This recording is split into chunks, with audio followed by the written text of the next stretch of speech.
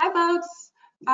We're just going to wait a few more minutes before we get fully started. Thanks so much for coming to our webinar. It's our last webinar of the summer, so we're really looking forward to hearing all about cargo bikes, and we're really looking forward to having your attendance. So thanks so much. Yeah, we've got a few folks here, but I think we're going to wait a little longer. Edward, would you mind telling us about a bike ride that you've done recently? Sure. So recently I went up, I live in the Gorge area of town. So there's a fun little route you can take. You go up Tillicum all the way to the end and then go over Glanford and then make a left and then make a right onto Raymond Street. It's right by Mackenzie Elementary, and then there's a neighborhood trail you can take all the way up to Royal Oak, and then from Royal Oak you get on a road called Pipeline, and then that takes you into Beaver Elk Lake Park, and then you can dipsy doodle around and get on the Elk Lake multi-use trail and take that all the way up to the top of the lake, and then went for a swim up there, and then came back down via Brookley and Lochside. So that's a really fun bike ride I'd recommend for anybody to take. Yeah, it's a bit further. I must admit I did do it on cargo bike with my sons, so that meant I could, meant it was pretty doable. That's awesome. Can your son, is he old enough to go swimming?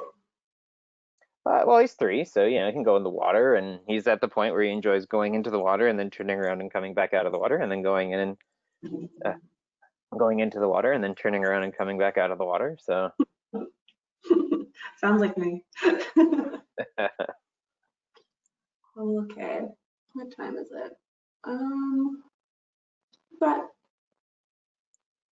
maybe we'll wait 2 more minutes. Sure. Oh, who's your cat? That's Arthur. Arthur. Sweet angel. Oh, it's great.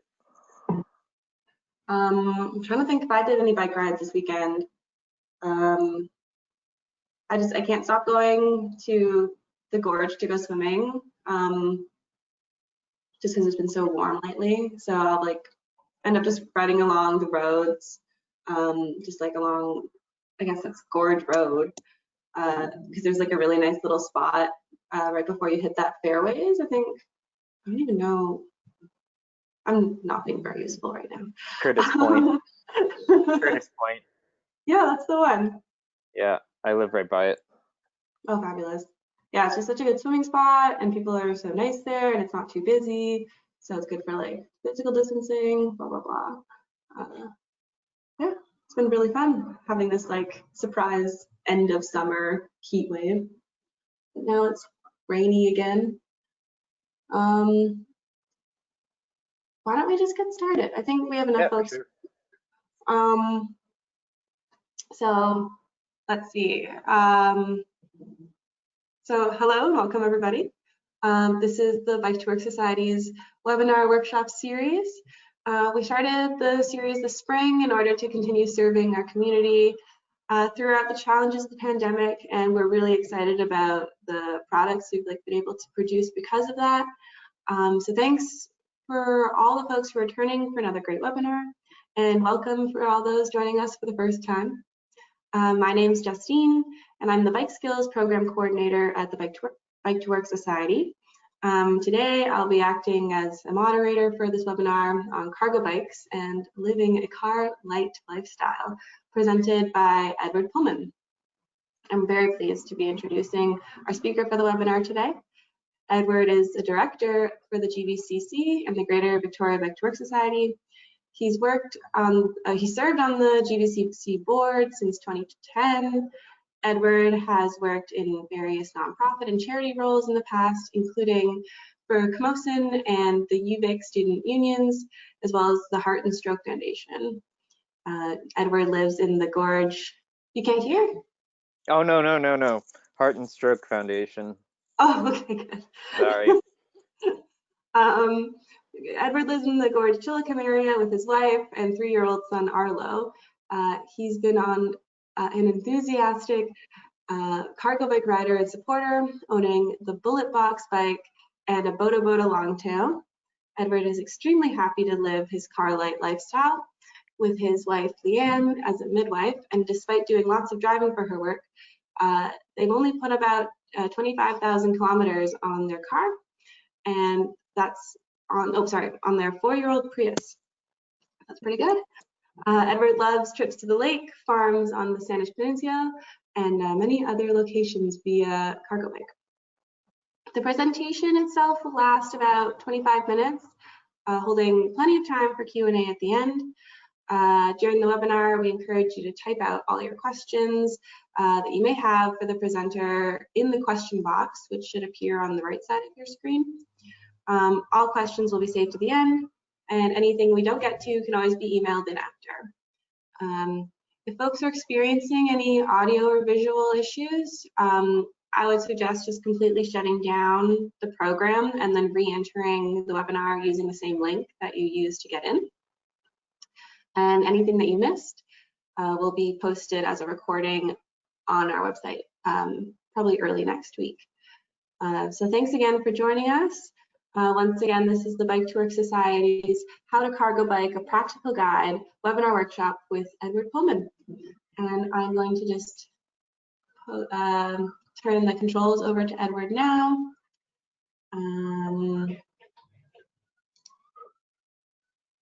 There we go.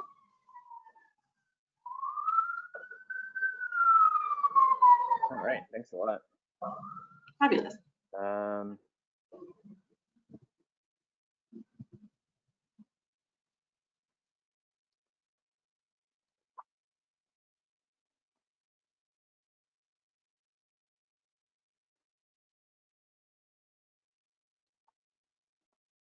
I'm just trying to remember how I get it up with my notes. So you'll want to maybe have 2 different screens. Do you want to keep your notes? Oh yeah, because I need to have your notes. I'll be okay. I'll just wing it. Okay. Definitely tried to keep it on the lighter side of text on the screen. Yeah, so.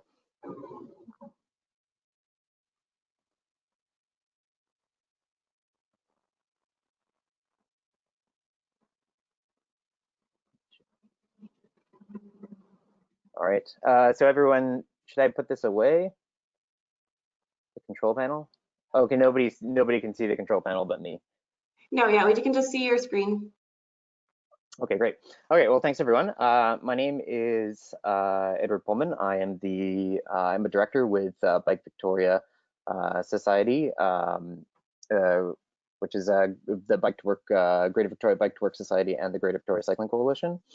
So today I'm really excited to talk to you about cargo bikes. I'm really speaking to you today as a user of cargo bikes and a consumer.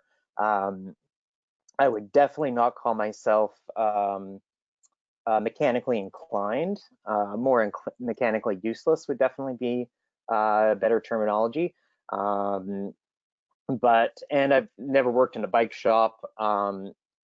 So the knowledge that I've really acquired has really just come from my own personal research and just stuff I've learned over the years. I definitely wouldn't classify myself as any sort of expert in the slightest at all. So on the screen here, you can see 2 bikes. One is my Bullet Box bike, and you can see I've got 2 stalks of Brussels sprouts on there that I purchased from Dan's farm. You can also see some orange peel in the bottom from my son Arlo, leaving refuse behind, just like it's just like a minivan essentially. And then on the bottom picture there, we've got the Boda Boda longtail bike that in theory my wife Leanne rides, but I also really enjoy riding as well because it's a very nice ride. You can see the seat and panniers on the back there that we acquired from Amsterdam on a trip there many years ago. Well, only 5 years ago actually, and then the basket in the front. So really, a cargo bike is just so important if you want to live a car-light or car-free lifestyle. They really give you an ability to carry a large amount of gear around. The picture on the left there is a Kona Ute, ridden by a longtime GVCC member, Ruth McAllister, and you can see here she's hauling I think it's a fridge on the back there, which is pretty darn impressive. On the right there is a Argo cargo bike that I'm going to talk about a bit later. Actually, it's an add-on that's used for it.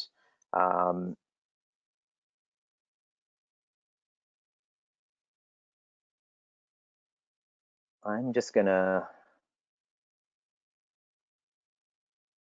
go out here. I've got later on in this slide, I'll definitely have something to read through, so I'll have to come out of the screen mode there to do that. But for now, I'll just go through. So how do you define what a cargo bike is?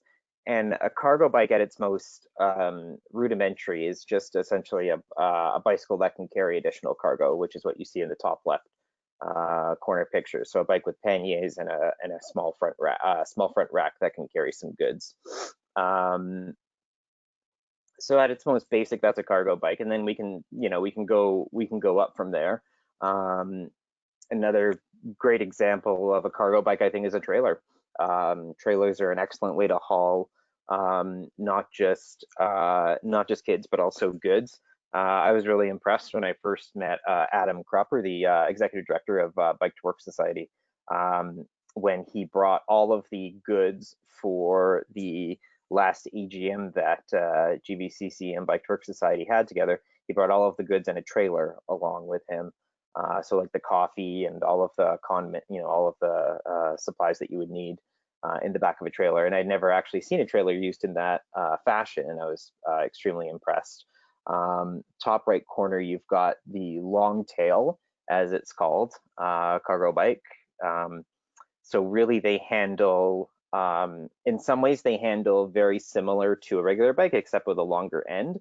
One of the reasons I really enjoy riding the Boda Boda, my wife's bike, is that it just handles so well. It's very smooth. It really feels like you're just riding any normal bike. The only challenge being the weight at the back. You can't see them quite as well as you can as if they were sitting in the front. As you can see the next two bikes you can. So the bottom left there, that's more of the traditional box bike, longjong, as it's called in Denmark. Box bike or backfiets, as it's called in the Netherlands. And over here, yeah, it's kind of, I guess it's more widely referred to as like a box bike. That's the Urban Arrow, in particular, made in the Netherlands. So you can see that it's got ample room in the front. You've always got your eyes on your kids or whatever car was in the front. It's a little easier to kind of anticipate their movements as well compared to sitting in the back. So if they're kind of shifting around or whatever, it's a bit easier to kind of anticipate that, because you can you can have your eye on what's happening right there. And of course, you still have the cargo carrying capacity in the back. You can see there's a rack on the back of the bike, so you can easily hold panniers there and all the stuff that you need. So that's a much more common design in Europe, but we're really starting to see it more and more over here. And then of course the next design, that's the Tega trike. I think it was a Kickstarter campaign a while ago, so there's a couple around town. And you can see that with the 3 wheels, you've got the added stability of the 3rd wheel, so that, for instance, when you come to a stop at a light,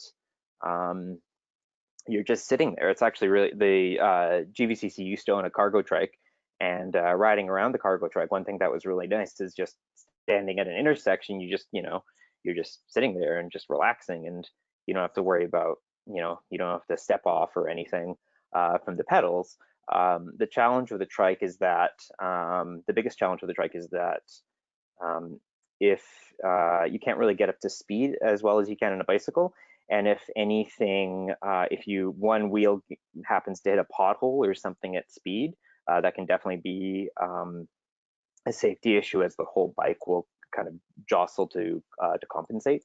So trikes definitely have some handling issues, but if you're able to navigate them, if you're fine navigating them, more slowly, and if you're going to principally be on trails, I mean, one of the big advantages, you see a lot more trikes over in, for instance, Copenhagen and Denmark, and some in the Netherlands. I mean, they have the benefit of lots of cycle paths and protected bike lanes to ride on, so they're not worrying less about riding on roads that might have potholes in them, versus here we're stuck on roads like Gorge. I've got Gorge and Tillicum if I want to get around anywhere fast. So definitely riding on roads, and definitely having to be aware of the hazards on the road as well. Just as this is a picture from probably 15-20 years ago, of the old GVCC trailer that somebody was making use of for moving. Sadly, it is no longer. It's been lost to the sands of time.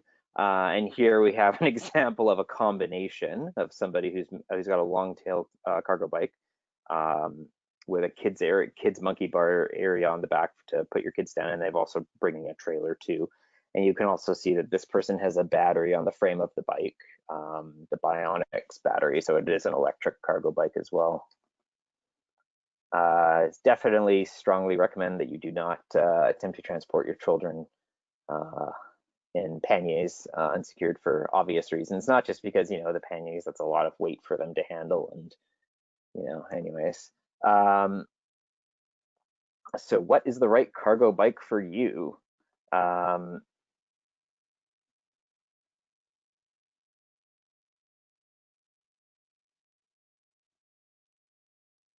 So you can see here that you've really got the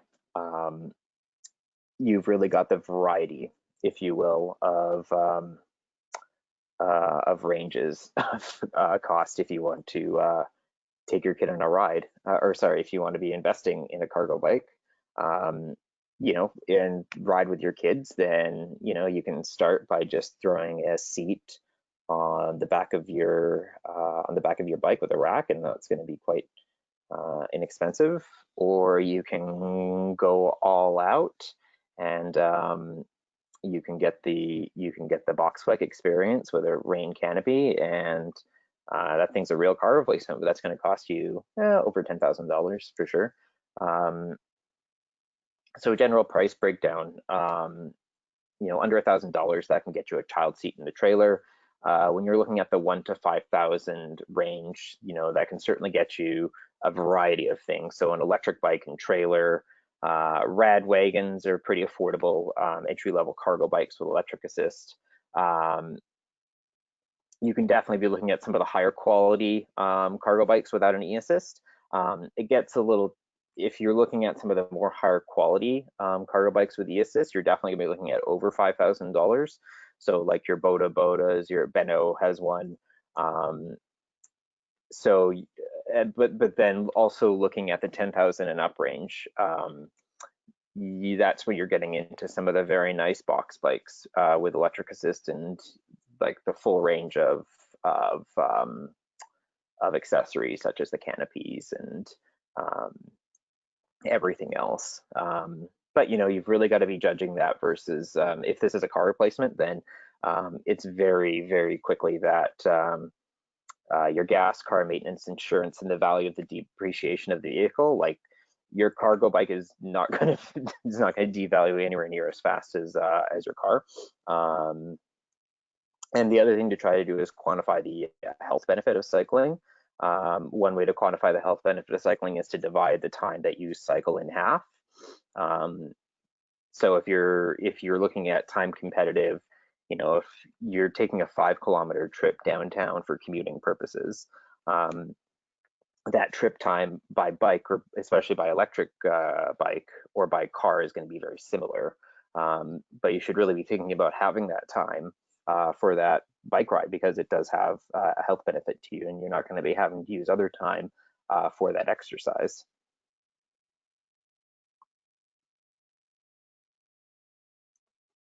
So some alternatives, if you're wondering, so if you're thinking about those prices and you're like, geez, that's a little overwhelming, there are some alternatives to make it cheaper. So two examples at the top here. You see the Argo cargo bike. You can just Google this, Argo cargo bike, and it's an add-on that you can purchase and apply it to pretty much any bike that's got within certain parameters. So pretty much any commuter or most mountain bikes, for instance, you'd be able to turn into a cargo bike like this. On the right, you've got the Extra Cycle. The Extra Cycle has been around for a long time. It's pretty well, like you may have seen Extra Cycles over the years because they've been around for decades now, and it's essentially taking any regular bike, again a commuter mountain bike style, and turning it into a long tail cargo bike where you can have that excess storage capacity and have kids on there. So both of those sets are actually less than $1,000, and as I indicated before, that's the kind of the price of a trailer. So that's certainly one option to pursue. And if you're wondering about that canopy, I believe that canopy is actually from a trailer, and it was put on there as a cost-saving measure. Now at the bottom here, you see the Bullet cargo bike, and you can see that this is my Bullet cargo bike, and you can see that there's an electric assist on it, and that electric assist has been added. So if you are looking to, buy a cargo bike, there's a lot of cargo bikes you can buy, and you should have a conversation with the bike shop or the manufacturer about this. Just get in touch with them by email or by phone. But for instance, most of the Yuba cargo bikes that are sold, for instance, you do have the necessary space on the bike to add an electric assist. This was doable with my Bullet as well. So when we initially purchased the Bullet, it was about $3,500, and then getting the electric assist added, added about another $3,000 to it as well. So, but it allows us to pay it in stages as well. Yeah.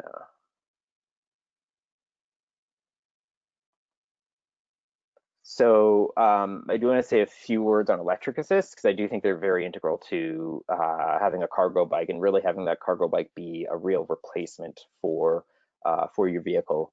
And I'm sorry, I need to take this off because I need to read some of what I've got here, because it is. Can you still see my screen? Yeah. Okay. Because there's a fair amount here. There's just three main things to go over: mid-drive versus hub motor, cadence sensor versus torque sensor in the electric assist, and then the battery. These are, there's other things. Feel free to go online and just go on YouTube or anything and just read up on electric assist. But from all of my reading, these are the three most important things that you need to know. So the first is whether it's a mid-drive or a hub motor.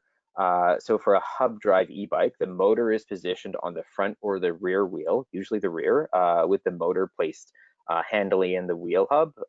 The motor provides propulsion by spinning the tire on which it is mounted. For the mid-drive, the motor is positioned directly in between the pedals at the bike's bottom bracket.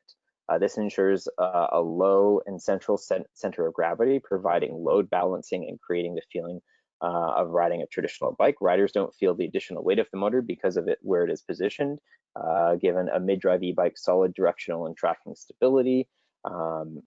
A difference riders can't see, but will experience on a long ride, especially hills, is that the mid-drive motor works synergistically with the bike's gears for higher efficiency, translating into a longer riding range per charge. Maintenance of the back wheel is also easier on the mid-drive as well, because you don't have, if you look at that graphic I've got there, it's in the motors and the wheel, so it just makes makes changing a tire more difficult, makes everything more difficult, versus the mid-drive, that back wheel is uninhibited, so that back wheel comes off very easily for any maintenance that you have to do. The biggest drawback with the mid-drive is that it wears through your chain faster, so that's going to be more chain replacement and cassette replacements. So TLDR, get a mid-drive if you can, but if you can't, a rear hub motor is fine as well. So cadence versus torque sensors. So a cadence or torque sensors tell an electric bike's pedal assist system when to engage the motor and propel the e-bike forward. So it's essentially two different ways that the assist will activate for you to pedal. Cadence sensor determines if you are pedaling, while a torque sensor measures how hard you are pedaling. For many cadence-based pedal assist systems, the electric bike's motor is engaged when the rider begins to pedal forward, so immediately. So this can actually create some challenges. So this actually is a phenomenon happening in the Netherlands and in other places right now, where seniors are purchasing bicycles and getting on with easy assist, and they'll have a powerful cadence. They'll have like a Bafang or another thing with a cadence sensor. They have the assist turned up quite high. They start pedaling, and then it immediately kicks in very fast when they're not ready, or they accidentally activate the throttle, which is what many cadence sensors will have. They'll have a throttle on the bike. So as the rider's pedaling speed increases, the assist that's given will reduce. So the motor produces a set amount of power when the pedal revolutions are relatively slow. For example, when the rider is first starting out, as the pedal cadence and momentum increase, the motor's power is reduced from 100% of the assist to around 70%. So just saying that as you start to pedal and get up to speed, it will give you less and less assist. The torque sensor is the opposite. So the torque sensor uses some form of strain gauge to determine how much force the rider is applying to the pedal. With a torque sensor in use, the electric bike's motor will increase its output relative to the amount of pedal force the rider is applying. When the rider pedals hard, the motor outputs more power up to the predetermined limit. So a torque sensor can feel more like riding a conventional bicycle, since the rider can sense the strain on the chain. So it just means to say, like, and having two cargo bicycles myself, one with the cadence sensor, one with the torque sensor. The torque sensor feels much more like riding a conventional bike.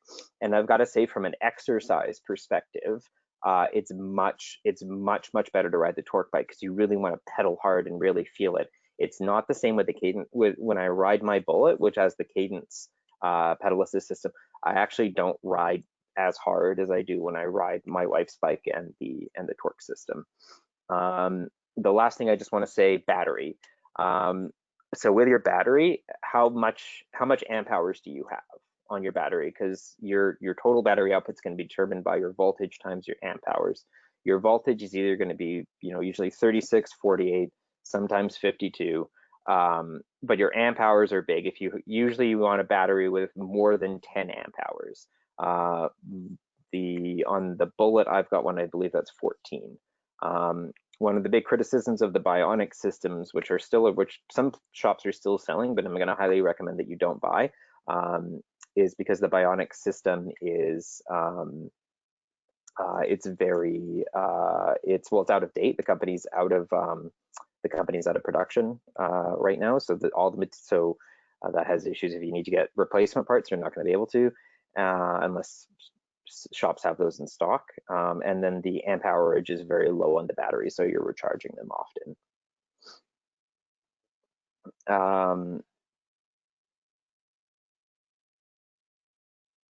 Wheels are a really big deal on cargo bikes. So with wheels, generally your standard road bike's got around like a 29-ish inch wheel.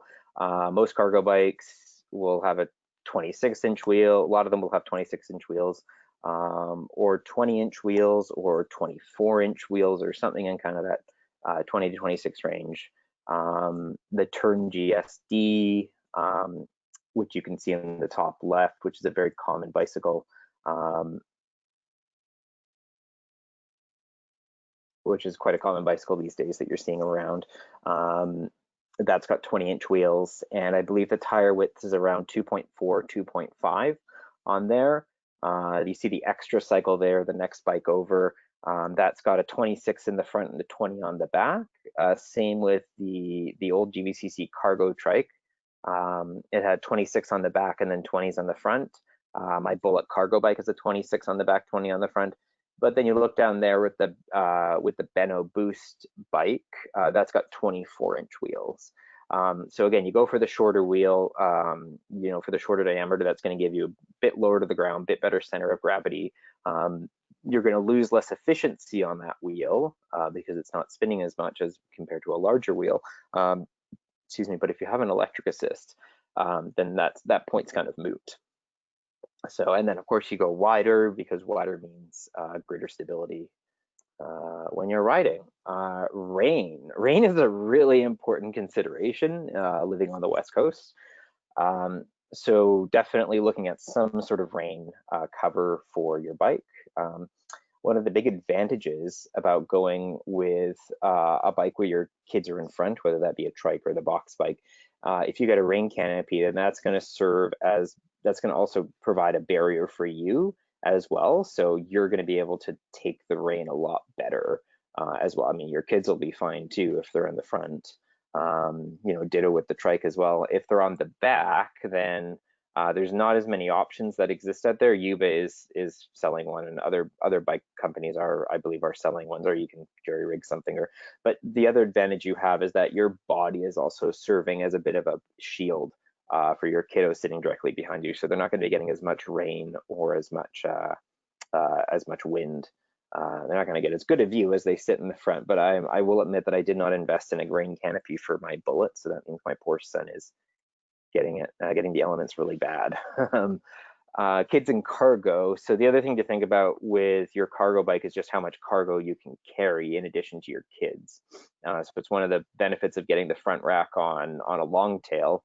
With the box bike, you've got the benefit of you're able to have panniers on the back and carry the kids in the front, and some other goods in the front if you need to. And then of course with seats on the back of just a regular bike, you're obviously limited, because that if you got a child seat back there, you can't use that for panniers. You could if you got something for the front, for instance. But safe riding. I mean, the main thing I wanted to say about safe riding is, ride on trails, neighborhood routes, and protected bike lanes as much as possible. If you do have to take major roads, try to avoid riding during rush hour if possible, and try to avoid riding in the direction of traffic as well. I'm actually just fine to ride on 4-lane roads as long as I'm not going in the same direction as rush hour traffic, and then I find drivers can just go around me pretty easily. Parking and locking. So on the top left there, you got the Avis folding lock, which is quite a sturdy lock. The Kryptonite lock, the standard U lock that everyone has, and then a wheel lock. And I really highly recommend a wheel lock. Is just that basic line of defense, especially on your cargo bike. Getting a good folding Avis lock is also highly advisable. Often what I'll do with my Bullet is I'll put my wheel lock on, and then I'll lock the front wheel to an object. So I mean, in theory, somebody could remove the front wheel and try to steal the bike by like lifting it up. That would be like a worst case, scenario. But I mean, my rule with taking it somewhere is, if I'm gonna leave it somewhere locked up, then it's going to be in a more visible place, and it's not going to be for very long. And your pets are like bikes, bring them in at night. And of course, never lock anything with a cable lock, because it's just not it's really not a reliable lock. The other thing to say about bike parking is it's a real challenge to get bike parking in multifamily developments, especially condos. If you don't have good bike parking in your condo, then lobby to have that changed. Go talk to the Strata Council, get yourself on Strata Council, do whatever you got to do to get better bike parking. It's a big problem because you've got parking bylaws which may limit the amount of parking spaces you may be able to remove. I mean, your best bet is to, if you really want some secure parking, is to be able to put in some sort of structure into your parking space that could then be removed after you left. The challenge with that, of course, is what kind of structure you're going to put in, and then if you do have a car, what are you going to do with that car? But it is certainly a major issue that we hear a lot about. There's just inadequate bike parking in downtown buildings, and if you want to work on that with us, we've got a great volunteer, Todd, who does a lot of work on this subject, and he'd be very happy to connect with you and give you lots of plug you into the campaign and hopefully get you involved in some way, shape, or form. And if you are interested in getting bike parking in your multi-family building, we can definitely give you some people to talk to. So you can just email us at info@gbcc.bc.ca. Insurance, the only thing to say there is just get insurance for your bike for sure. If you do own a house and have insurance, you can just have your cargo bike added to your insurance pretty easily, usually with just maybe an additional small fee. You might have a deductible of some form as well, usually around $1,000. I think that's what I've got on my plan. But it wasn't much of a hassle for me to get on. I don't know what the situation is for renters, and if you did have renters insurance, would it be feasible there? I'm not 100% sure. And maintenance, I mentioned earlier that I was mechanically disinclined, mechanically not useful. So, I mean, the most important thing I would say there is definitely make sure that those tires are pumped up. Your chain is, being, you're cleaning your chain, even just with a rag and putting some oil on it. You're doing that reasonably often, but certainly more often if you're out in the rain. You're taking it in for regular scheduled tune-ups into bike shops. And the one thing I do a little bit of with the help of a friend is clean my chain because, if you're riding a lot of trails, that bike's getting very dirty. And bike shops really don't like to clean your bike. That's like the one thing they just like. I mean, you can ask them to, and they can, but like doing a really thorough cleaning of your bike is really something you've got to do yourself. And it's something that can definitely just help improve performance and I believe longevity, but I'm not 100% sure on that one. So learning to clean your bike, I think, is definitely a good idea as well. And there's, again, tons of YouTube videos on that you can look up. And that's it from me. Yeah, this is the first webinar I've given. You may have been able to tell. Yeah, I will really invite and look forward to all your questions. Thanks, Edward. Yeah, that was very informative. Thank you so much for your presentation. We do have a few questions, and I encourage all other folks, if you have questions, we have plenty of time to answer them. So please just, write them in the question box to your right, and we'll try to get to most of them.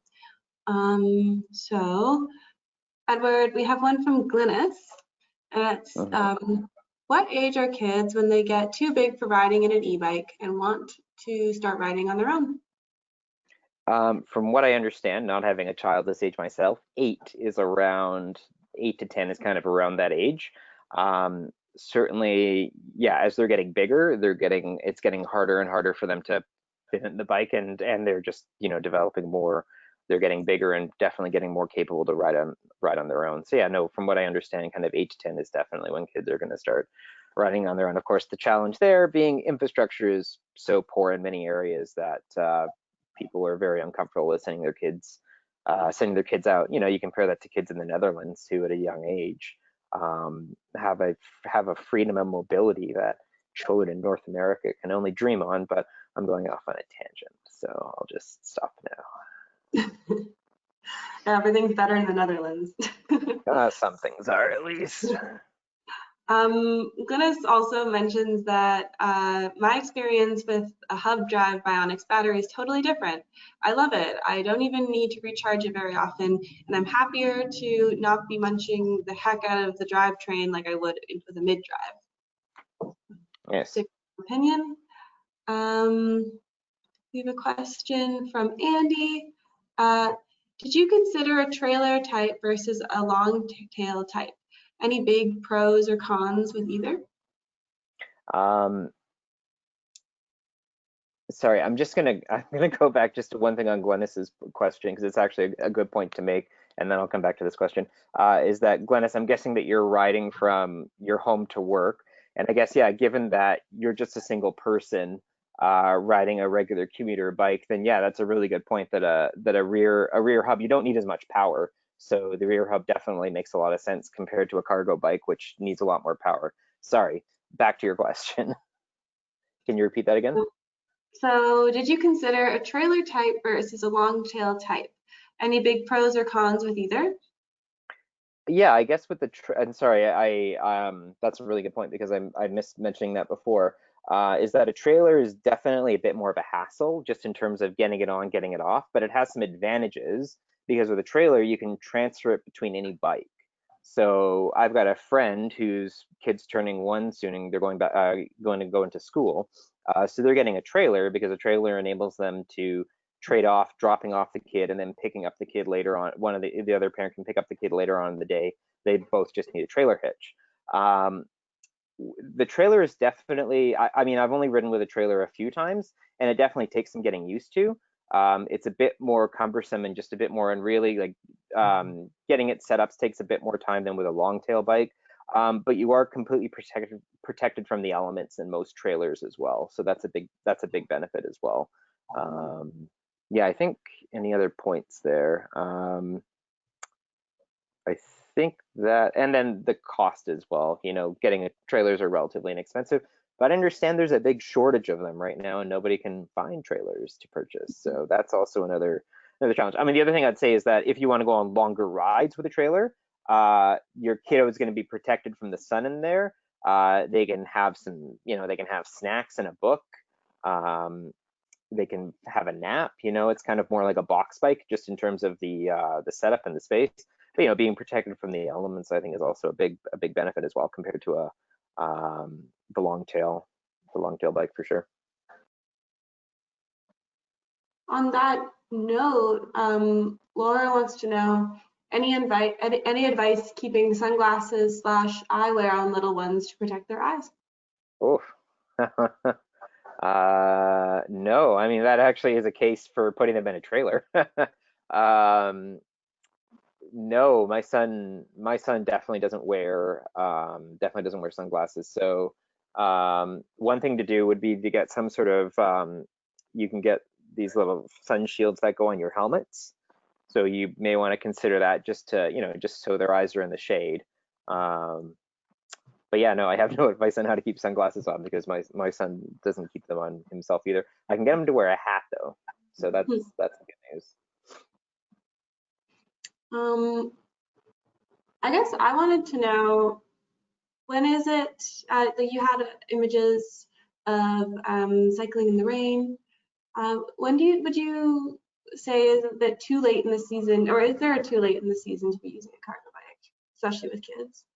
Oh no, it's like it's really day by day, right? Because we really in Victoria at least we really benefit from mild winters. We have lots of days where we have not much rain, and it's really no problems to go in those days. You'll definitely have periods of time where it's like it's really pouring down, and then it's like, well, but I mean, it really doesn't get cold enough. Like aside from the rare times it snows, like if there's a fair amount of snow on the ground or the ground is really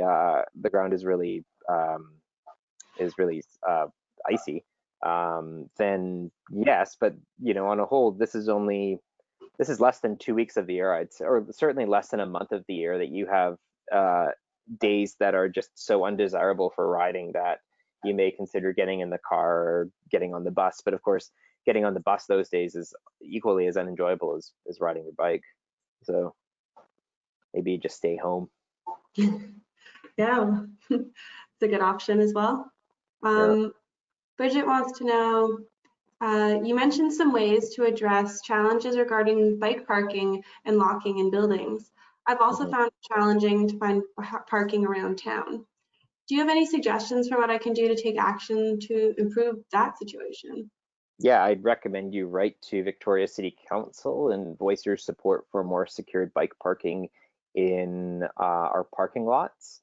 We could very, very, very easily take a small portion of the existing parking in downtown parking and convert that into secure access. So you'd need some sort of fob or key card to give you access to a space that is, you know, under surveillance. and you have the ability to lock up your bike there. So you just have or bike lockers as the other option. So I think I think there's a real conversation the city of Victoria needs to have around its existing parking supply, because they have a lot of parking supply right now that's not being used. And if the city's really serious about a real substantial mode shift, they definitely need to give more. They definitely need to give more parking. And actually, I've got a parking quote from the fellow who runs Transportation Alternatives, which is the main cycling advocacy group in New York. So he says the main reason that people don't bike is because of safety, and the second reason that they state is where to actually put their bike. So that's from Danny Harris of Transportation Alternatives in New York. So, and of course, as a New Yorker, you can certainly attest to I'm sure you can certainly attest to the challenges of finding bike parking. But no, it's a huge issue. The city really needs to be offering more secure bike parking, and we need to have stricter. The big challenge we have right now is we need to have we've got better parking bylaws now that were adopted in the past few years by council around how much bike parking should be supplied, and relaxing the amount of car parking that's supplied.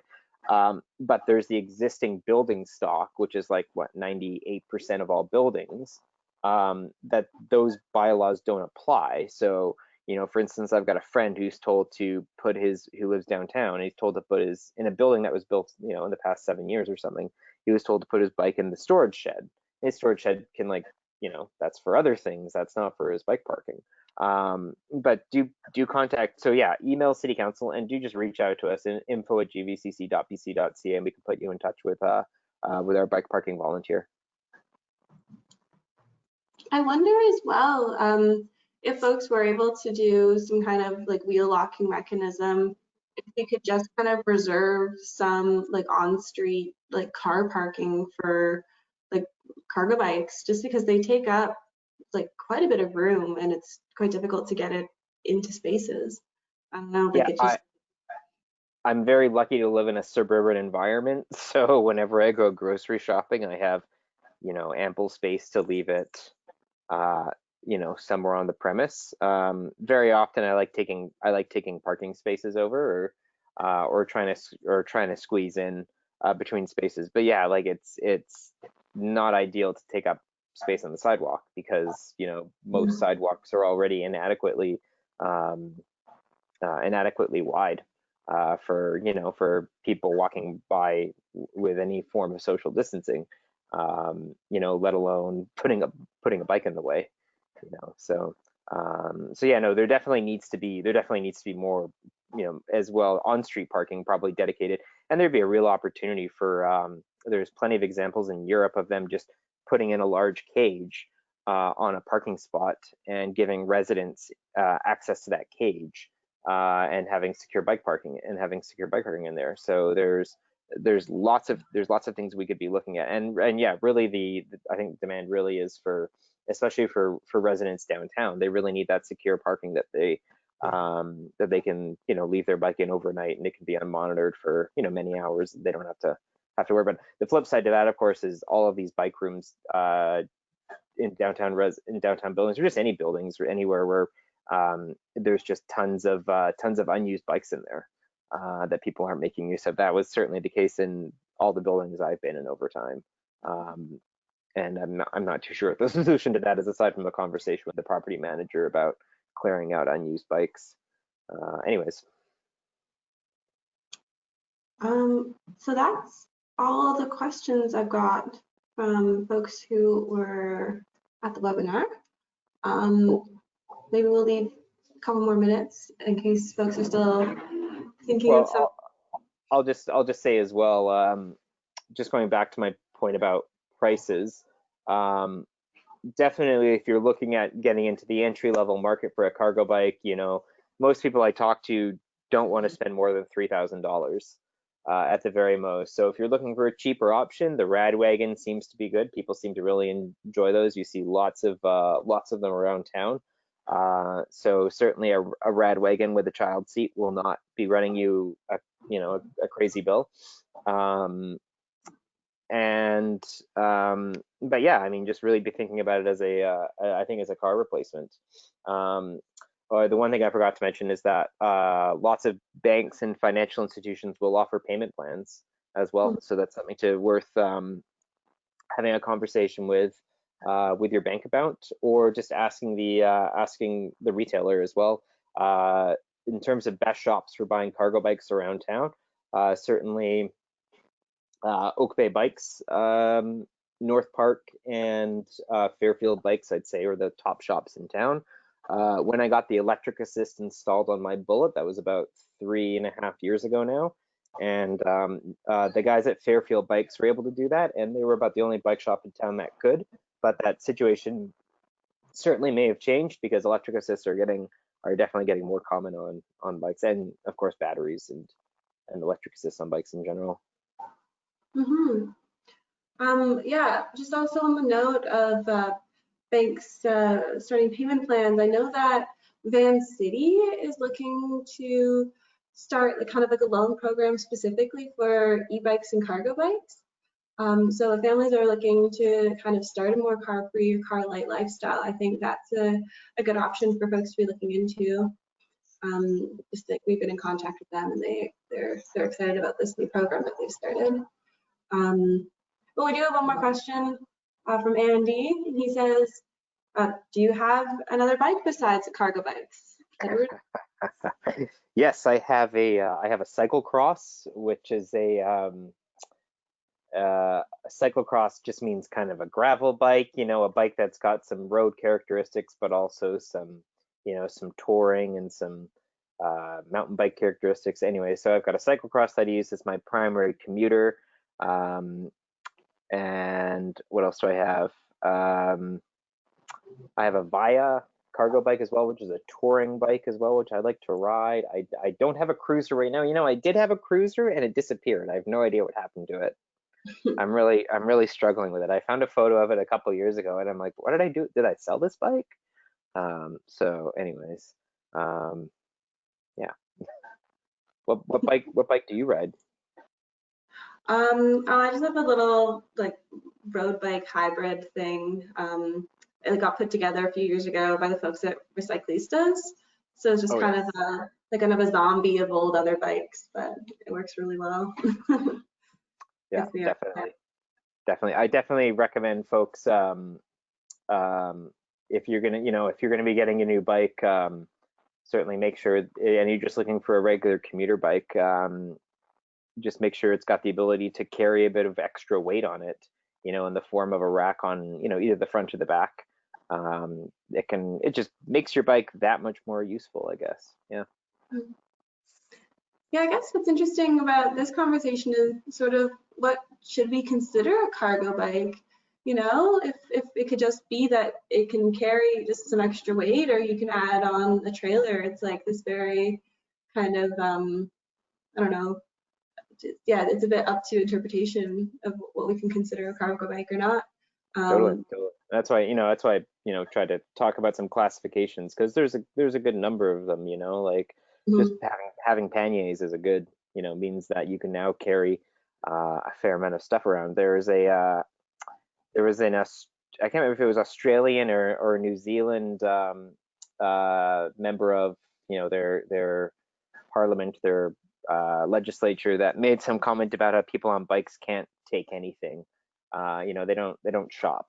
And then his name was something quacks something. Anyways, so a hashtag appeared on Twitter, hashtag quacksing, and quacksing just meant carrying goods on the back of your bike, or going grocery shopping, or going to the store and buying your goods and running errands on your bike. And it was a nice way of kind of dunking on this guy for saying that nobody, and you hear this perception from shop owners and other people that nobody comes to your store by bike, and that's not really true. And a lot more people would probably choose to come to your store by bike if there was good facilities for which to do so. Well, I think we can start wrapping up. Edward, thanks so much for all your thoughtful answers. I'm just going to switch to my screen really quickly. So about the sort of the things that are coming up with Bike to Work Society and GBCC. Just gonna share my screen here. Edward, can you see my PowerPoint slide? Yeah. Fabulous. So everyone needs to get excited for Go by Bike Week. We are back in the fall. It's Bike to Work Week is now called Go by Bike Week, and it's because not everyone's going back to work this fall, and we just want to make sure everyone's riding, just because cycling is a great way to be commuting anywhere. So that's going to be from September 28th to October 4th. So everyone, mark it off in your calendars, go register. We have it, you can register here at logmyride.bc, gobybikebc.ca. We're also encouraging folks to check out our website, that's bike2work.ca, bike2workvictoria.ca, and there you can see all of our other webinars that we've posted this summer, including e-bikes as well, if you're interested in looking more into kind of something on the same similar topic, all kinds of topics, and they're all archived in a little library. And we have my email there, that's justine@bike2work.ca. We have Edward's email, that's info@gbcc.bc.ca. Also exciting, we are hoping for folks to come visit our new office. We're now at 5th Street and Hillside, and we're going to be starting a new mural project with the Out There Arts Festival. And yeah, it's going to be really exciting. So that's from August 29th to September 7th. Just stop by, say hello. We have lots of information about upcoming events, what we're trying to do this fall, what's ahead for the future of Bike to Work, Bike Victoria. And yeah, we hope to see all you folks riding out there. Edward, thank you so much again for your presentation. Thank you folks for coming to this webinar. It's our final one of the summer. We're going to be doing 2 surprise webinars for Go by Bike Week, and we'll have more information about that very soon. So thank you all. Thank you, Edward. And I think we'll stop the webinar now. So thank you so much. Bye.